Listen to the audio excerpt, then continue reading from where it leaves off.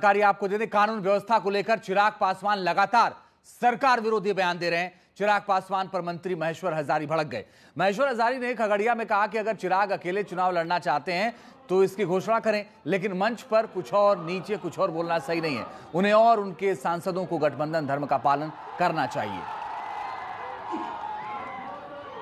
गठबंधन धर्म के पालन करना चाहिए। उनकी अपनी पार्टी है, निजी पार्टी है, स्वतंत्र है। यदि अकेले लड़ना चाहते हैं तो घोषणा करके लड़ जाए। सिर्फ बोल देना, मंच पर कुछ बोलते हैं, नीचे कुछ बोलते हैं, तो इस तरह की बातें नहीं होनी चाहिए।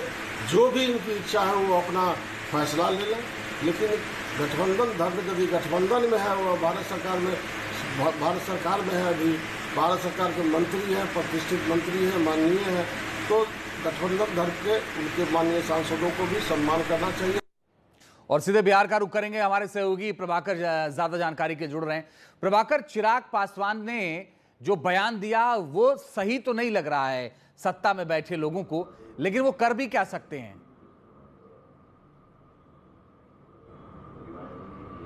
जी बिल्कुल, देखिए जब से ये घटनाएं लगातार घट रही हैं, चाहे आप बात करें गोपाल खेमका हत्याकांड की या कल भी जो हत्याकांड हुई है, लगातार आप पिछले एक महीने से देखेंगे तो 10 से 12 ऐसी हाई प्रोफाइल हत्याकांड या मर्डर या क्राइम की घटनाएं हो चुकी हैं। तो उसके बाद से चिराग पासवान जो हैं, अगर वो सरकार पे सवाल उठा रहे हैं तो लाजमी है उनका सवाल उठाना। हालांकि वो एनडीए के पार्ट हैं, बिहार में वो एनडीए के पार्टनर हैं और केंद्र में मंत्री भी हैं।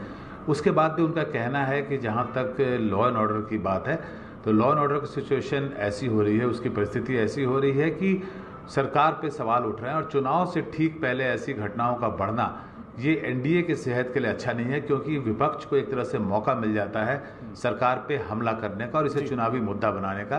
तो चिराग पासवान बिल्कुल यही बात कह रहे हैं और एनडीए के बहुत सारे ऐसे और भी नेता हैं जो दबी जवान में ये बात कह रहे हैं। हालांकि चिराग पासवान इस बात को कैमरे के सामने बोलने से हिचक नहीं रहे, लेकिन ऐसे बहुत सारे आपको नेता मिलेंगे जो दबी जवान में ऑफ कैमरा ये बातें कर रहे हैं। ये सच्चाई है, ये आंकड़े हैं, इसे आप डिनाई नहीं कर सकते, इसे आप नकार नहीं सकते। जी, लेकिन प्रभाकर एक बात तो तय है ना कि अब चुनाव में ये बात विपक्ष तो उठा ही रहा था, भाई सरकार के लोग भी कहेंगे कि आपके लोग कह रहे हैं, लेकिन दो बड़ी बातें हैं। एक तो ये कि चिराग पासवान रुक नहीं रहे और अब इशारा उनकी तरफ यह भी किया गया कि अकेले लड़ना है तो लड़ लीजिए, मंच पर कुछ और बातें आप करते हैं, पीठ पीछे कुछ और बातें कर, यानी मंच के पीछे कुछ और बात करते हैं।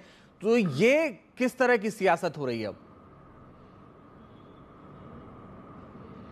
देखिए चिराग पासवान जो हैं लगातार पिछले कुछ दिनों से सुर्खियों में बने हुए हैं। पहली बार वो सुर्खियों में तब आए जब उन्होंने कहा कि वो बिहार में चुनाव लड़ेंगे।